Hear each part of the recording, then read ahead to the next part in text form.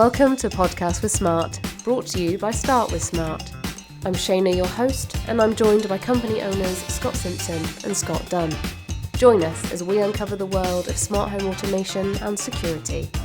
Whether you're a homeowner or a business, Podcast with Smart has the tips and trends you need to make your homes and businesses smarter and safer. Let's get to it, shall we? Hi everyone, and welcome back to episode 5 of the Start with Smart podcast. Today we're talking all things apprenticeships.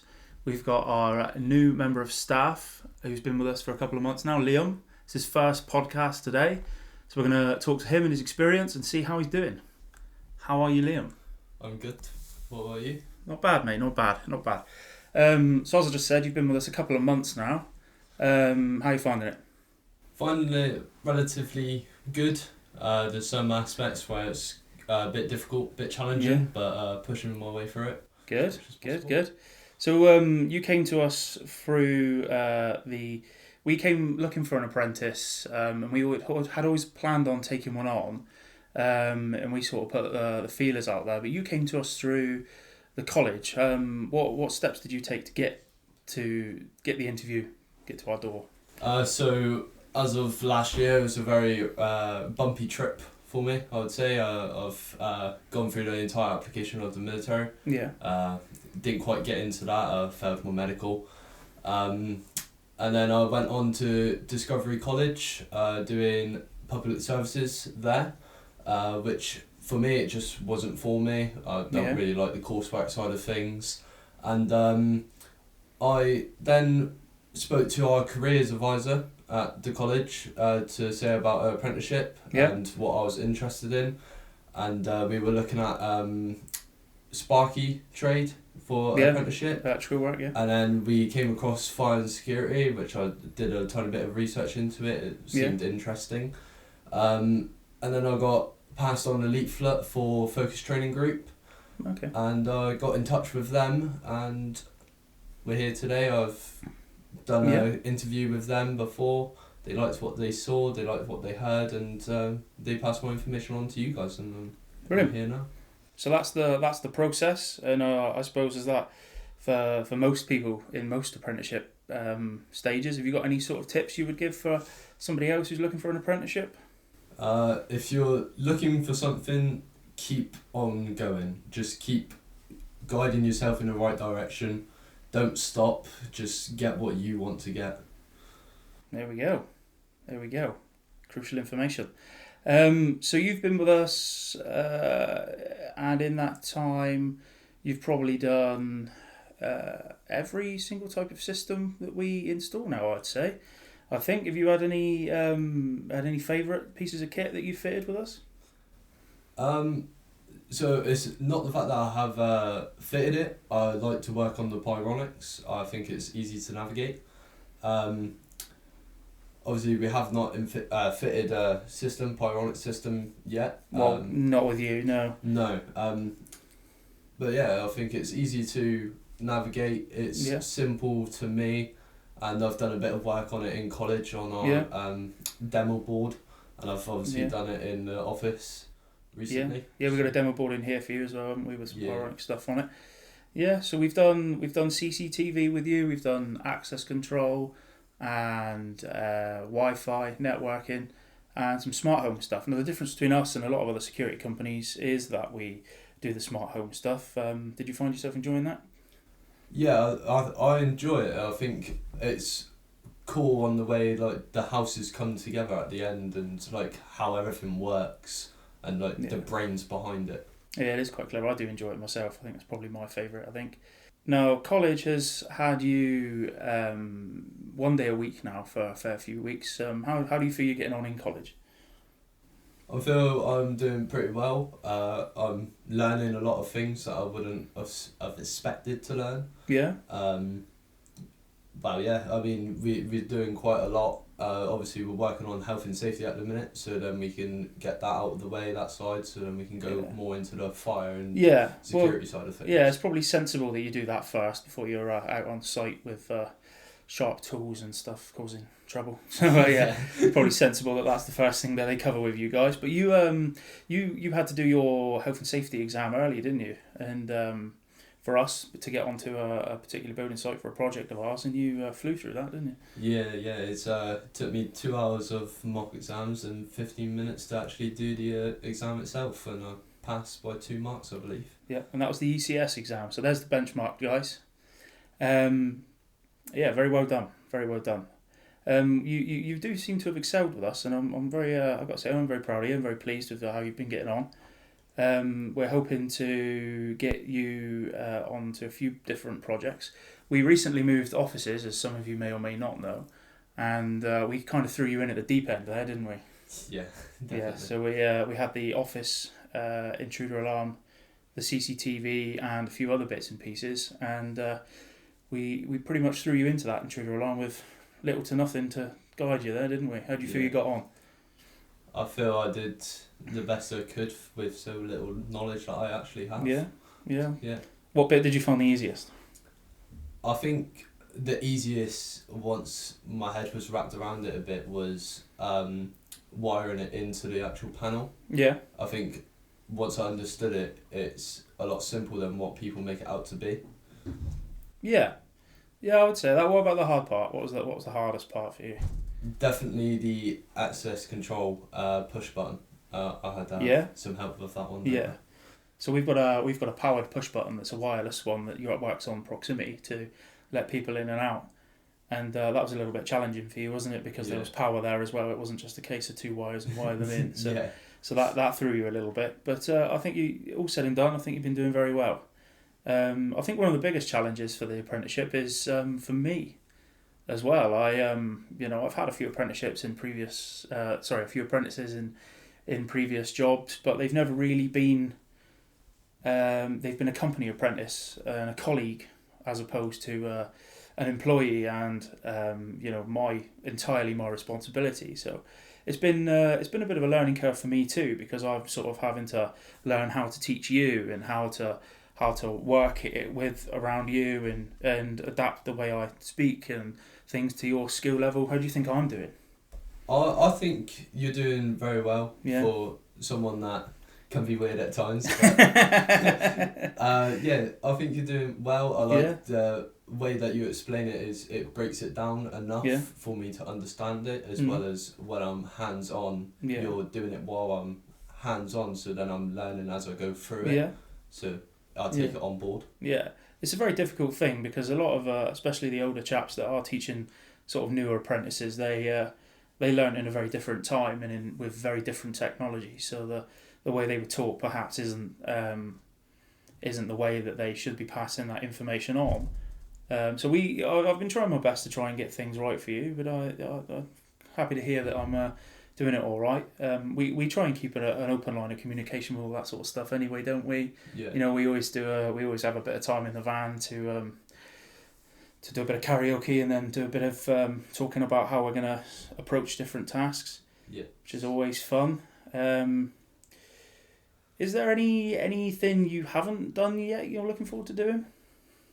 I think I'm excited to get stuck in with more of the smart home side of things, learning how to program a smart home, as well as Wi-Fi, learn how to do that. Yeah. Because in school I did do computer science, but I failed that as a GCSE, but I have some understanding of it. Yeah, the GCSEs are always a funny one.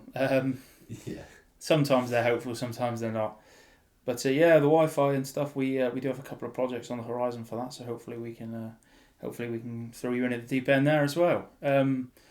Your college stuff, you mentioned you've been through and done a few demo boards and stuff like that. How do you get on with your lecturer, Lloyd? We get on pretty well. He's very understanding. I've spoke to him about a few things, like away from everybody, and he's understanding. He works around me, works around everybody else as well. He's lenient. He lets us crack on, and I think that works really well with all of us, because some of us are still young and learning the ways. And for me, I've come straight out of school into the big wide world, and. Yeah, so it's a bit of an adjustment for you, isn't it? It's not like school at all. There's a very different dynamic there, and there are people there that are a fair few years older than you as well, aren't there? Yeah. How many people are in college? I believe there's 7 or 8 other students. Yeah. Yeah. Yeah, and they're all sort of different ages and different experiences, and some of them have even been doing this job sort of a year before they've even started college, haven't they? Yeah. So there's a different skill and sort of knowledge curve there for a lot of you as well, which is helpful, I suppose, isn't it? Everybody helps each other, don't they? Well, yeah, definitely. Yeah, so you're not having any troubles there. Yeah, so do you think focus training group's a good place to be learning this stuff? 100%. Brilliant, good to hear. Get a glowing review from them. We'll have to tag them in the podcast, I think. How are you finding site work for us then? Obviously, when we're on customers' houses and stuff, it's sort of our focus is all very customers and neat and tidy, and you've seen our ethos and stuff like that. And on the other side of that, we obviously do some work in building sites that are dirty and smelly and covered in dust. Which one do you prefer? How are you getting on? See, I don't really mind the condition because I'm very much that kid. I was always digging up holes, making mud pies, you name it, just getting muddy.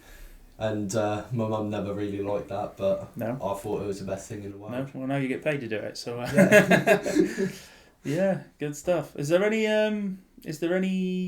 advice you would have for maybe employers like myself for taking on an apprentice? If there are any words that you would say to somebody like me on how maybe best to go about getting themselves an apprentice, or is there any advice you've got for?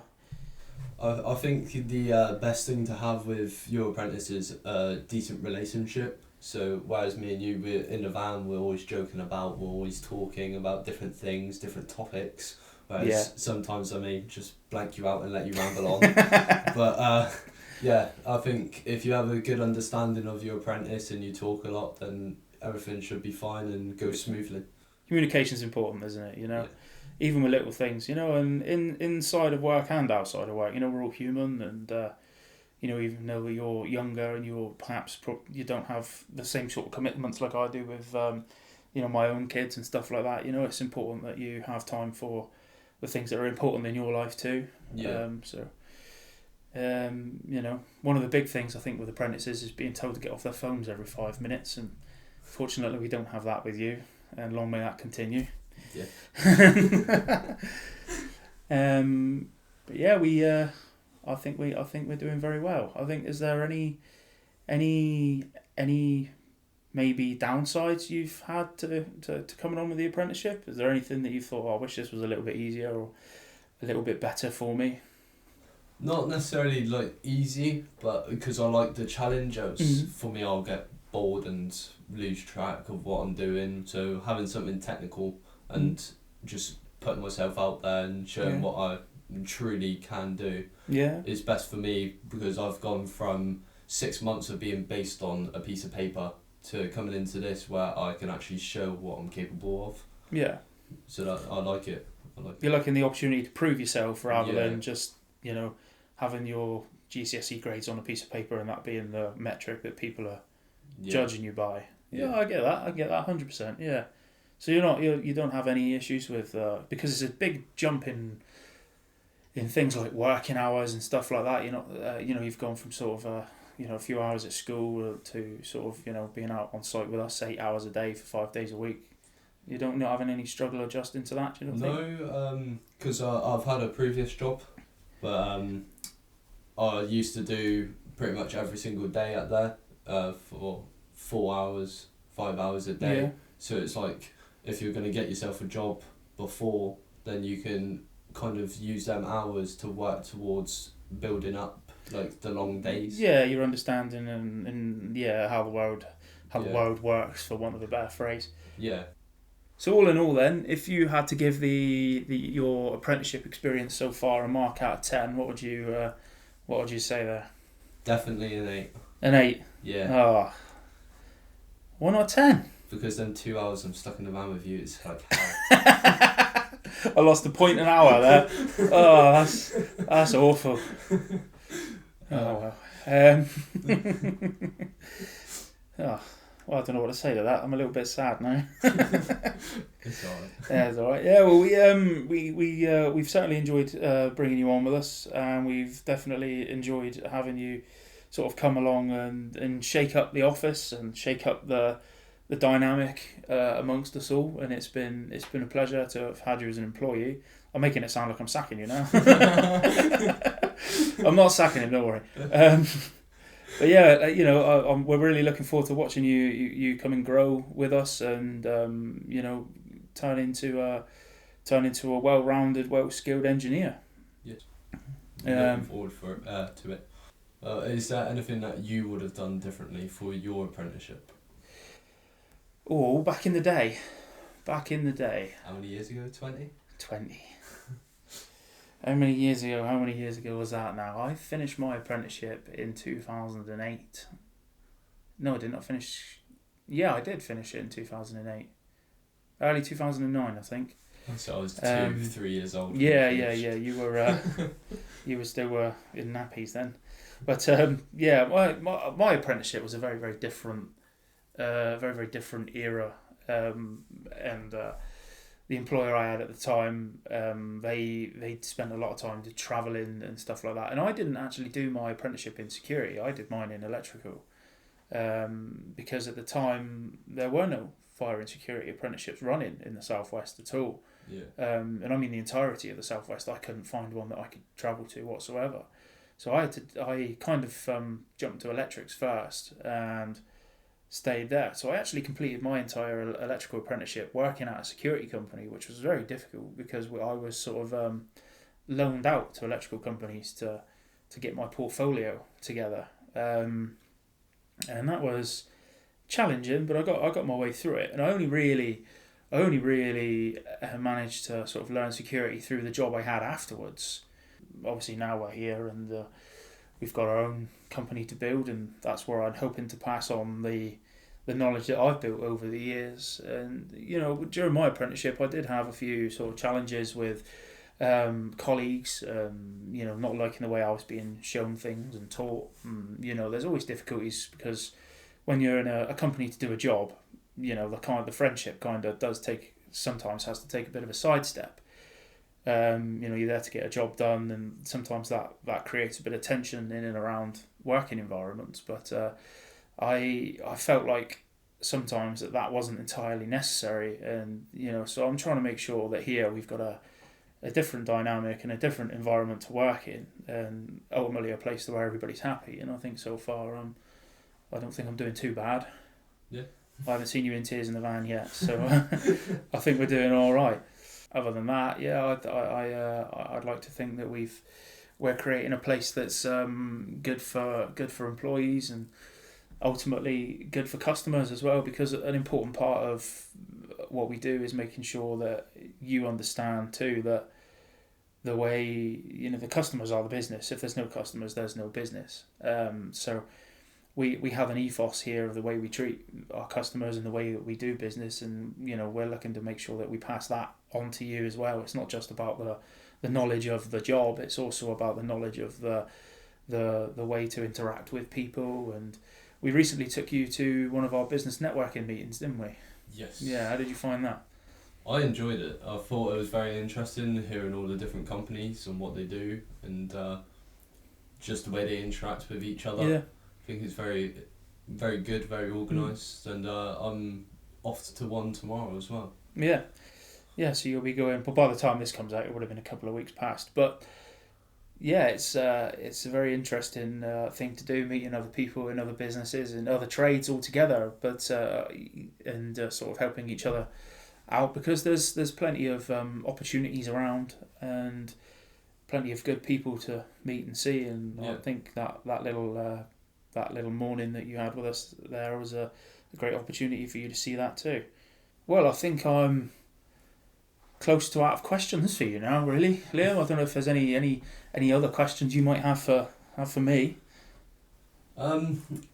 If when installing the alarms or installing any of the devices or anything that we're aiming towards in the future, yeah, is there any way I can speed up the process of installing the systems? because obviously I know quite a bit now, being with the company a couple months. I'd say I know more than what I'm supposed to know. I'd say so, yeah.